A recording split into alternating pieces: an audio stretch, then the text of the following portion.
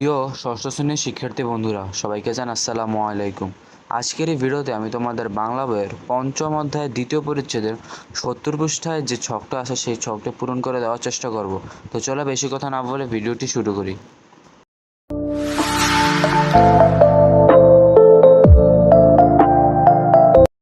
তো এখানে দেখো 70 পৃষ্ঠা বলছে বিবরণমূলক লেখা। তো এখানে আসলে আমাদের বিবরণমূলক লেখাটা লিখতে হবে।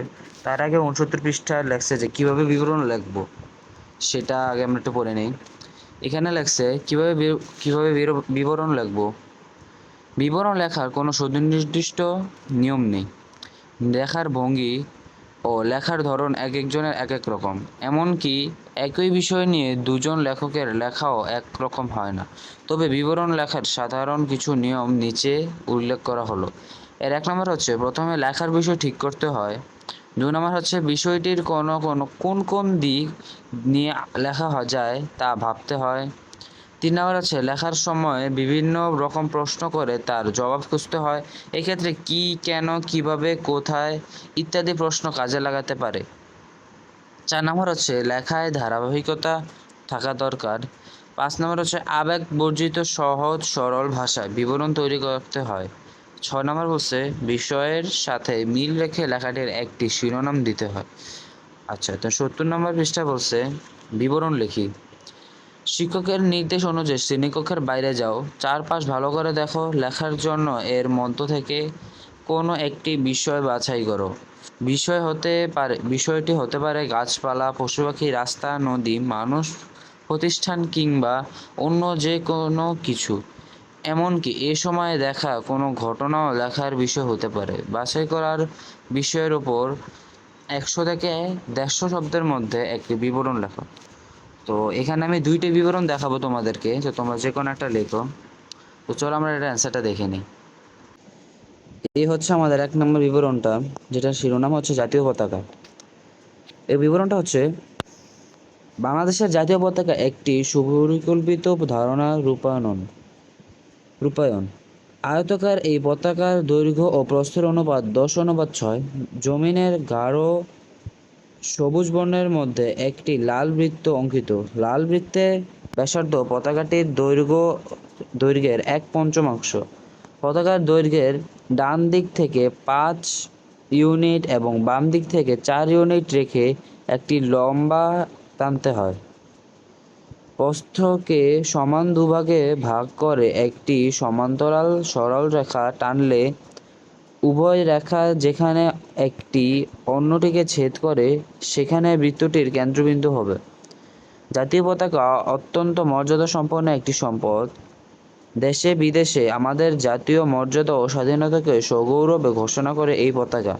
তাই যেখানে সেখানে যখন তখন এই পতাকা ব্যবহার করা যায় না। স্বাধীনতা দিবস বা বিজয় দিবস এবং অন্য কোনো দিন সরকার বিজ্ঞপ্তি দিলে বাংলাদেশের সর্বত্র সরকারি বেসরকারি ভবনে জাতীয় পতাকা উড়াতে হয়।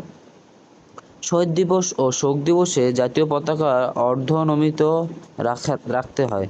রাষ্ট্রপ্রধান, প্রধানমন্ত্রী, আইন পরিষদের স্পিকার, মন্ত্রী, হাইকোর্টের প্রধান বিচারপতি, বিদেশে বাংলাদেশের রাষ্ট্রদূত বা দূতাবাস প্রধান ব্যক্তিবর্গের সরকারি বাসভবনে জাতীয় পতাকা সমুন্নত থাকে।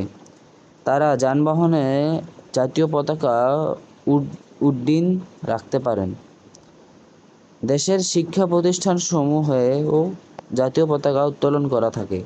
আচ্ছা, তো এই ছিল আমাদের 1 নম্বর বিবরণমূলক লেখাটা। তো তোমরা চাইলে এটাও দেখতে পারো অথবা আরেকটা যে দেখাচ্ছি সেটাও লিখতে পারো। আচ্ছা, তাহলে দেখে নেই পরেরটা। তো এখানে আমি 2 নম্বর অনুচ্ছেদটা লিখেছি দোয়েল পাখি নিয়ে। তো এটার বিবরণমূলক লেখাটা হচ্ছে বাংলাদেশের জাতীয় পাখির নাম দোয়েল। এটি অতি সাধারণ পাখি। পুরুষ দোয়েল পাখিটি খুবই পরিপাটি এবং সাদা কালো রঙের হয়। এই পাখির লেজ সর্বদা উঁচু অবস্থায় থাকে, কিন্তু দোয়েল পাখি গান করার সময় লেজটি ঝুলে থাকে।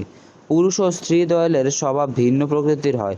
পুরুষ দোয়েল পাখি বছরের অধিকাংশ সময় ঝোপঝাড়ের মধ্যে অবস্থান করে, শীষ দেয় আর গান করে।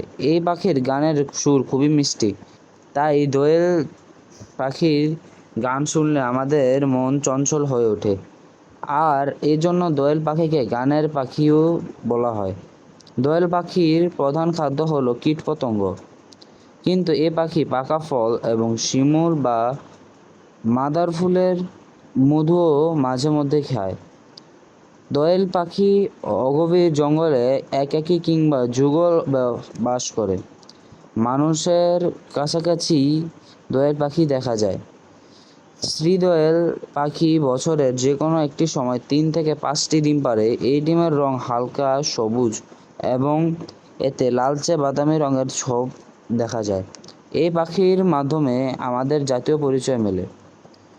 তো এই দুইটা বিবরণমূলক লেখা থেকে তোমরা ওই ছকে, অর্থাৎ এই ছকটিতে শুধুমাত্র একটাই বিবরণমূলক লেখা লাগবে, দুইটা কিন্তু না। তো আজকের মতো এতটুকুই, দেখা হবে নেক্সট ভিডিওতে। ততক্ষণের জন্য ভালো থাকবে, আল্লাহ হাফেজ।